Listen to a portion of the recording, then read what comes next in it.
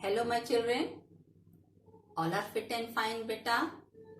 All are taking care of your health, giving time in your studies. I hope so. Okay. Be good and do good. All right. Children, you are welcome to our history class. In the previous session, you heard about the Kings and Chronicles. That was a new chapter. We started in the previous session. Under that, you were told about the Mughal rulers and the empire, in which you were explained about who was the founder of Mughal dynasty in India and who was the last ruler to rule over India, in which you were explained about that Babur was the founder of Mughal dynasty in India.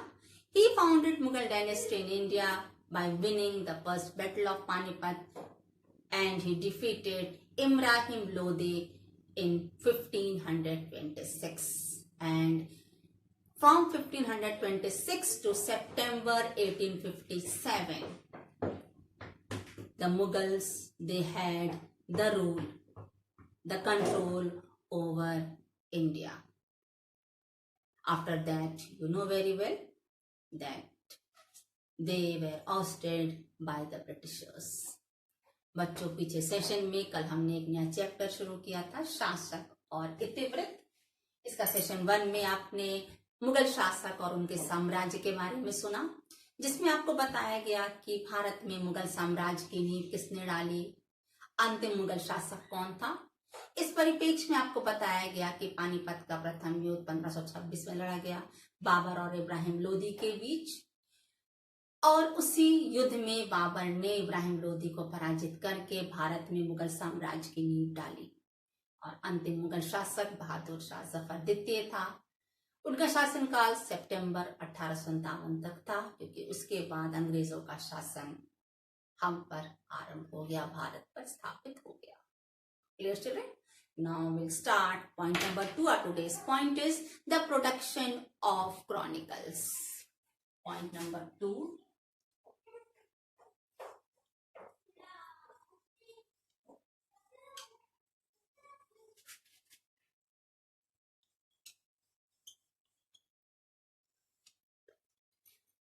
Point number 2 is the production of chronicles, इतिवृत्त की रचना. As you were told yesterday that the Mughal rulers, they used to commission the court writers, court historians in their court. The reason was told to you that according to the rulers, they wanted to give or prepare a detail of their reign, in which the accounts were a vision to interpret the kingdom in a proper way. कहा जाता है, कल के session में आपने सुना कि जो मुगल शासक थे वे अपने दरबार में दरबारियों को जो रखते थे, उनमें एक काम उनको दिया जाता था लेखन का, लिखने का. उसमें वो मुगल शासन काल में होने वाली सारी गतिविधियों की चर्चा तैयार करते थे.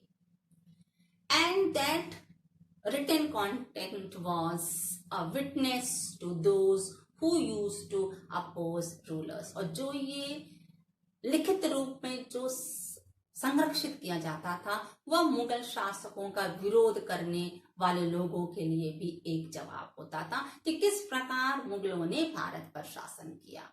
And it was also helpful to the successors as it was a written account, क्योंकि जो कुछ भी लिखा गया वो संरक्षित कर दिया गया और वह आने वाली पीढ़ी के लिए भी एक लेसन था. Because the successors used to come to know about the policy of administration, taxation, everything, whatever happened in the past. With that, they used to frame the policy if required, as they used to continue to the same.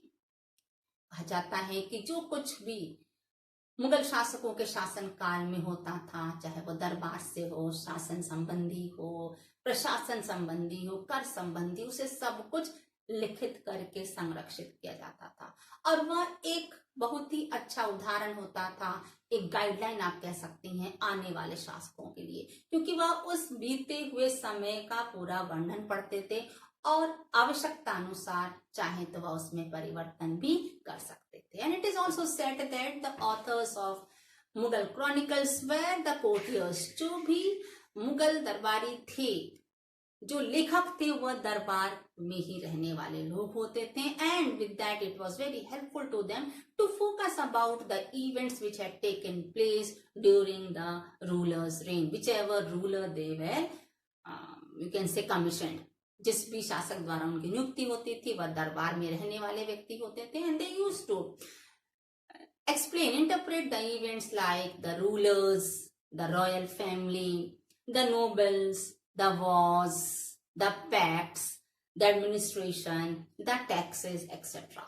अर्थात जो दरबार में रहने वाले लोग होते थे उनको साम्राज्य में होने वाली हर गतिविधि की जानकारी होती थी. इस परिप्रेक्ष्य में उन अकाउंट्स में वे उस समय में घटित घटनाएं क्या हैं, युद्ध कौन से हुए, किसमें राजा को विजय प्राप्त हुई, यदि विजय प्राप्त नहीं हुई तो क्या कारण थे, प्रशासन संबंधी क्या व्यवस्था थी, कर संबंधी क्या व्यवस्था थी, लोक हित के लिए राजा के द्वारा क्या कार्य किए गए, इत्यादि हर कुछ का वर्णन उस अकाउंट में लिखा जाता था.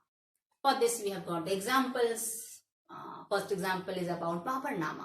Babarnama is also known as Tuzuk-e-Babri, which was written by Babar himself.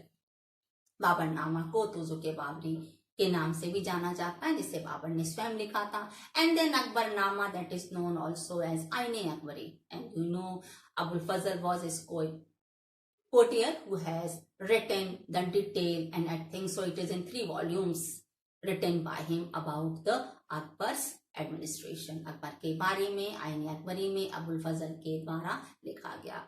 उसे कहा जाता है कि वह 3 भागों में लिखित है, जिसमें अकबर के समय के साम्राज्य का पूरा डिटेल अबुल फजल ने लिखा है. And one more thing children, that it is said that the history of emperors and the court of the emperors were synonym, which was written by the courtiers. जो लेखक लिखते थे, जो साम्राज्य व दरबार के बारे में जो इतिहास लिखा जाता था और जो बादशाह के बारे में इतिहास लिखा जाता था, वह बिल्कुल एक समान था. दैट वाज सिनोनिम, एक दूसरे के समानार्थी थे, पारिवाची थे. स्पष्ट हो जाता है कि शासक अपना संपूर्ण जीवन साम्राज्य विस्तार और जनहित में और प्रशासन संबंधी नीतियों में ही व्यतीत कर देते थे. Are you clear? Now will take to point number 8 from Turkish to Persian. Point 2a.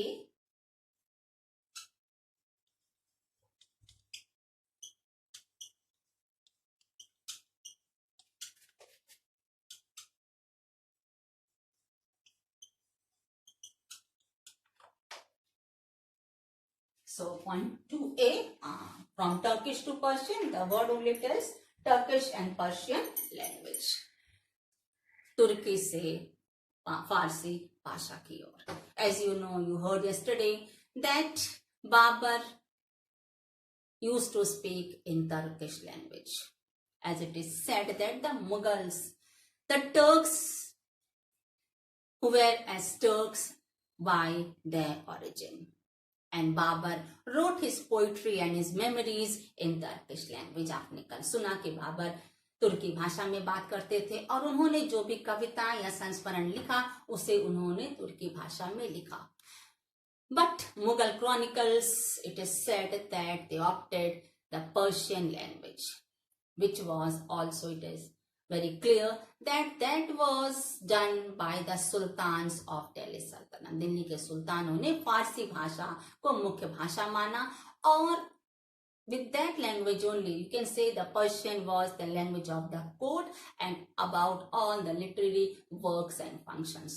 जो दिल्ली सल्तनत के शासकों ने फारसी भाषा को मुख्य भाषा माना, उन्होंने ही उसे जो भी कार्य करने की शैली होती थी, लिखने की शैली होती थी, जो कुछ भी भाषा थी, वह केवल उन्होंने फारसी भाषा को ही स्थान दिया. So with that, Akbar also made Persian the main language. Akbar ने भी फारसी भाषा को मुख्य भाषा के रूप में स्वीकार किया. So it is assessed that children must be that he was encouraged by the Iranians and the Central Asian migrants because they wanted to seek position in the courts. कहा जाता है कि अकबर को ईरानी और मध्य एशिया के जो लोग थे, आने जाने वाले लोग थे जो यहाँ वहाँ बसे थे, उन्होंने ही अकबर को फारसी भाषा को मुख्य भाषा के रूप में स्वीकार करने के लिए उत्सुक किया था, क्योंकि उन्हें उसकी जानकारी भी थी और वह उस भाषा के आधार पर दरबार में मुख्य भूमिका निभाना चाहते थे, उच्च पदों पर आसीन होना चाहते थे. And it is also true that the people, those who had command over this language, they were privileged, they had advantage.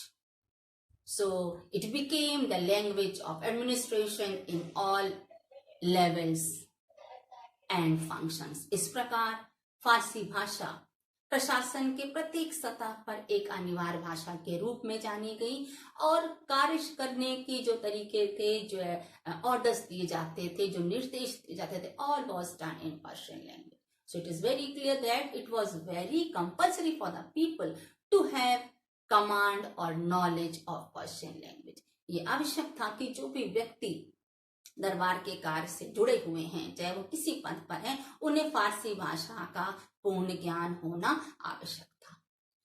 And it is also assessed that wherever Persian was not used as a language, but it had left its effect in the vocabulary or idioms which was influence in other languages. कहा जाता है जहाँ फारसी भाषा नहीं बोले जाती थी तो फारसी भाषा में प्रयुक्त जो मुहावरे होते थे, जो शब्दकोश थे, उन्होंने अन्य भाषाओं को प्रभावित किया. In which Rajasthani, Marathi and even Tamil, these were the languages which were influenced by Persian language. Of course, you know that the people who were using Persian language, they were living there and they had come from different places and they used to use different Indian languages. फारसी भाषा मुख्य रूप से मुख्य भाषा बना दी गई थी, लेकिन वहां रहने वाले लोग अलग अलग स्थानों से आए थे जहां वो भारत में अलग अलग स्थानों पे अलग अलग रूप में बोले जाने वाली भारतीय भाषा का इस्तेमाल करते थे. So it is said that Persian language became Indianized. जो फारसी भाषा थी उस पर भारतीयता की झलक दिखाई देती थी. With that, a new language Urdu sprang from interaction of Persian with Hindi. Hindvi, as you know, I told in the previous sessions about the word Hindvi. Now it is known as Hindi. तो इस प्रकार से जो फारसी भाषा थी, जब उसका interaction Hindi भाषा के साथ हुआ तो एक नई भाषा निकली जिसे आज हम उर्दू के रूप में जानते हैं. And children, Akbarnama, you know, it is written in Persian language, as Akbar also made Persian the main language. But Babarnama, as I told you, it was written in Turkish, as Babar's language was Turkish. Only he used to speak in Turkish language. So what happened? That was translated into Persian language, Turkish into Persian. And the translation of Sanskrit texts were also done by the Mughal courtiers. जो Sanskrit text थे उसको भी मुगल शासकों के जो लेखक होते थे उनके द्वारा उसका ट्रांसलेशन भी पर्शियन भाषा में, फारसी भाषा में कराया गया. And it is also very clear that the Mahabharata was translated as Razmnama. Mahabharat को अभी ट्रांसलेशन रज़्मनामा के नाम से किया गया, जिसे हम बुक ऑफ वॉर्स कहते हैं. So very clear that Mughals, especially Akbar, gave more importance to Persian language. So children, point 2A is done. Now we will move to point 2B, the making of manuscripts. Point 2B.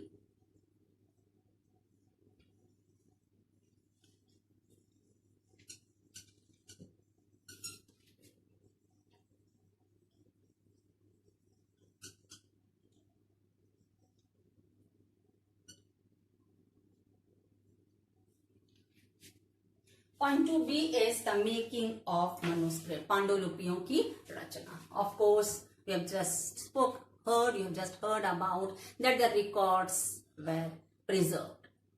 So we'll speak how it was done, who all were involved to prepare the records.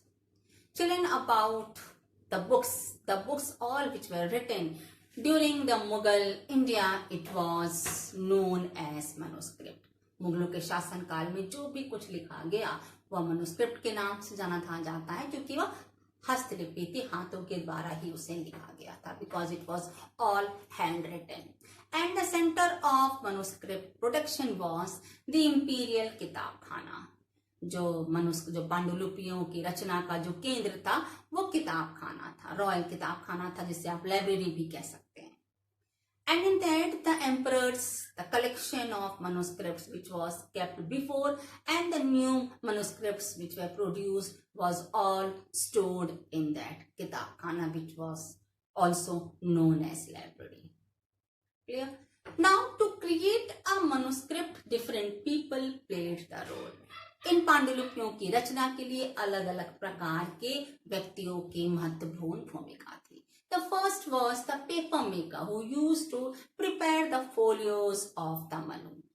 पहले आप जो कागज तैयार करने वाले लोग थे वे पाठ के पन्ने को तैयार करने का काम करते थे. दूसरा था scribes. They used to copy the text. Scribe को सुलेखन कहते हैं, जो लिखते थे और वो जो भी लिखा जाता था वे लोग उसकी नकल तैयार करते थे. Third is about the gilder who used to illuminate the pages.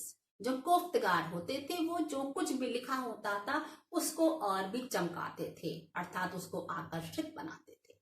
Fourth were the painters who used to illustrate the scenes.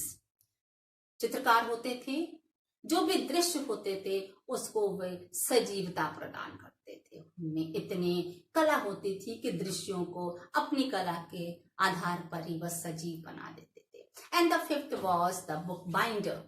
जो जिल्दसाज होते थे, what they used to do, they used to gather the individual folios and they used to set with ornamental cover, which was a precious project.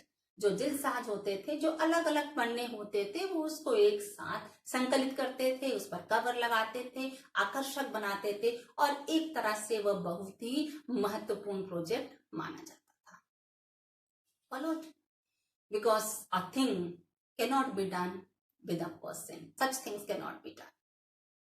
It has a teamwork. कोई भी इस प्रकार के महत्वपूर्ण कार्य अकेले नहीं होते. तो अगर पांडुलिपियों की रचना हुई तो अलग अलग लोगों ने अपनी भूमिका निभाई. But children, the people who were involved for the same work, they were recognized, they got the titles and they were rewarded. But you know that there are people who work very hard, but they are like anonymous. There were people such as paper makers, the book binders, they were like anonymous. उनको इस प्रकार की कोई भी खिताब से नहीं नवाजा गया. Followed. The next is calligraphy. Calligraphy is still an art of handwriting. As I just told you that the manuscripts were totally handwritten. So the written work which was done, it had its own importance because it was written in different styles. Different style of writing was used by the writers. And it is very important to know about Akbar that Nashtalik was his favorite writing style. Nashtalik. And it is used in writing the Persian and Urdu alphabet. इसे फारसी और उर्दू के alphabets को लिखने के लिए इस्तेमाल किया जाता है. And it was developed in Iran in 14th and 15th century. Now children, point 2A and B we have done. Now we'll move to point number 3. The painted image. Our point 3 is the painted image.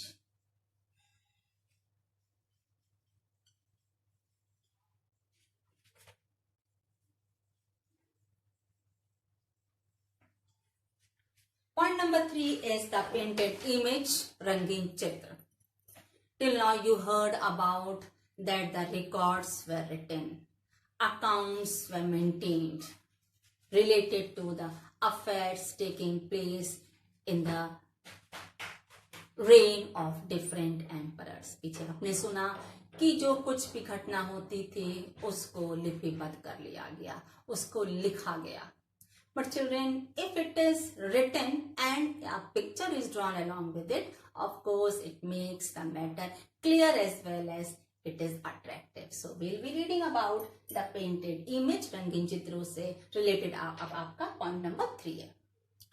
क्योंकि केवल लिखा रहे तो ठीक है, हम और आप पढ़ते हैं, लेकिन अगर लिखावट के साथ कोई चित्र भी बना हो उस टॉपिक, उस मैटर से रिलेटेड, तो वह विषय और भी रुचिकर हो जाता है. Followed? So children, you heard just now that the painters also played an important role in the creation of manuscript. And just now we have spoken about the calligraphy, which was an art of writing. It was written in different artistic styles, so that also attracted the people. So the people, those who wrote, wherever required, they used to leave space for the painters. And the painting was done. The painting has to be related to the matter written. Accordingly, it was done by the painter and it gave life to the matter which was written in it. आपने भी पीछे सुना कि चित्रकारों की भी पांडुलिपि बनाने में भूमिका होती थी. आपने कैलीग्राफी के लिए सुना कि अलग अलग तरीके से लिखावट की जाती थी. और लिखने वाला व्यक्ति क्या करता था, चित्र के लिए जहां आवश्यकता होती थी जगह छोड़ देता था और चित्रकार वहां उस विषय से संबंधित चित्र बनाते थे, जिससे वह विषय और भी रुचिकर और आकर्षक हो जाता था. As you know that the paintings has specific power of communicating ideas about the written text. हम और आप जानते हैं कि हम चित्र को भी देखकर बिना कुछ लिखा हुआ पढ़े भी केवल चित्र देखकर ही जान जाते हैं कि वह चित्र किस विषय से रिलेटेड है. And it is said by the historian Abul फजल ने कहा, जो अकबर के दरबारी कवि थे, कि that he describes painting as a magical art, and he said that painting can give life even to the non-living things. Abul फजल ने चित्रकारी की बड़ी प्रशंसा की. उन्होंने कहा ये चित्रकार के हाथ में है कि वह कोई भी वस्तु का चित्र बनाए और वह उसमें जो निर्जीव वस्तु है उसे भी वह अपनी चित्रकारी से सजीव बना सकता है. Clear children? So the paintings which were done by the courtiers, जो दरबारियों के द्वारा जो चित्रकारी की गई, that created tension between the rulers and the conservative Muslims. जो चित्रकारी की गई उससे कहीं ना कहीं शासक और जो रूढ़िवादी मुस्लिम्स थे उनके बीच विवाद उत्पन्न हो गया. They used to say that according to the ulamas who were the interpreter of Islamic religion, मौलाना जो होते थे वे धार्मिक ज्ञान रखते थे, धर्म का ज्ञान रखते थे, संरक्षक थे धर्म के, इसके साथ ही साथ वे व्याख्या भी करते थे. तो इनके अनुसार कहा गया that the pictures done on the paintings from the life of Prophet Muhammad was totally banned. इन मौलाना ने कहा, जो इनको संरक्षक माना गया, व्याख्याकार माना गया, कि प्रॉफिट मोहम्मद से रिलेटेड जो पिक्चर्स बनाई गई वह पूर्ण रूप से वर्जित है. Because they say that painters can not capture the power of creation, it is only in the hands of God. उनका कहना था कि कलाकार रचना की शक्ति को अपने हाथ में नहीं ले सकता. वो चित्रकारी कर सकता है, लेकिन जो सृष्टि है, जो परमेश्वर ने बनाया, उसे उस पर किसी अन्य का अधिकार नहीं हो सकता. वह कोई अन्य कोई भी शक्ति उसे नहीं बना सकती, उसमें जान नहीं डाल सकती, निर्जीव को सजीव नहीं बना सकती. Yet children, interpretation of Sharia change. You know Sharia, you have read in the previous topics also that Sharia is an Islamic religious law. So that also changed. They also changed their view. Now, Islamic tradition was interpreted in different ways by different groups. जो भी शरिया की व्याख्या थी वह समय के साथ बदलती गई, अलग अलग समूह ने उसे अलग अलग व्याख्या दिया. Even the artists from Iran, they too had come to India during the Mughals. Iran से भी चित्रकार भारत मुगलों के शासन काल में आए. तो उनका भी प्रभाव कहीं ना कहीं उनके ओपिनियन थे और जो यहाँ के चित्रकारों के या यहाँ के रूढ़िवादी मुसलमानों के थे, जो भी थे, इनमें कहीं ना कहीं विवाद बना रहा. So there was conflict between the emperor and the spokesman of orthodox Muslim. जो शासक थे और जो रूढ़िवादी मुस्लिम्स थे, जो उसके व्याख्या करते थे, जो बताने वाले लोग थे, उनके बीच विवाद दिन प्रतिदिन किन्हीं किन्हीं विषयों पर बढ़ता जा रहा था. And Abul Fazl said that people, of course, he accept that the people do not like painting. And I think the artist, he has a unique way of recognizing God. But the artist also realized that he can't give life in God's creation by his painting. सही है, अबुल फजल ने इस बात को स्वीकारा कि कुछ लोग चित्रकारी को पसंद नहीं करते, ना पसंद करते हैं, चाहे वो किसी विषय से भी कहीं ना कहीं संबंधित हो. तो जो भी विवाद का विषय था उसको उन्होंने असेस करते हुए कहा, लोग चित्रकारी पसंद ना करें, लेकिन चित्रकारी से ईश्वर को इंसान याद कर सकता है. अगर किसी भगवान का चित्र है, उसे देखकर हमें जरूर उस भगवान का स्मरण हो आता है. लेकिन ये भी सही है, उन्होंने इस बात को एक्सेप्ट किया कि ये बिल्कुल सही है कि जो चित्रकार है उसमें वह शक्ति नहीं जो ईश्वर में है, क्योंकि जो सृष्टि की रचना है, जो सजीव और निर्जीव का जो डिफरेंस है, वह मनुष्य उसको अपनी किसी भी तरह के उसको मिटा नहीं सकता, कम नहीं कर सकता. He cannot move the difference between the living and the non-living by his painting. So he too accepted the same thing. Of course, children, in our daily life also, we experience the same thing. By looking at the flower, natural flower, we get another feeling. But by looking at the painting, of course, there is lot of difference between the feeling by looking at the natural thing and whatever is made. Okay? All right, class. Thank you, beta. Have a nice day.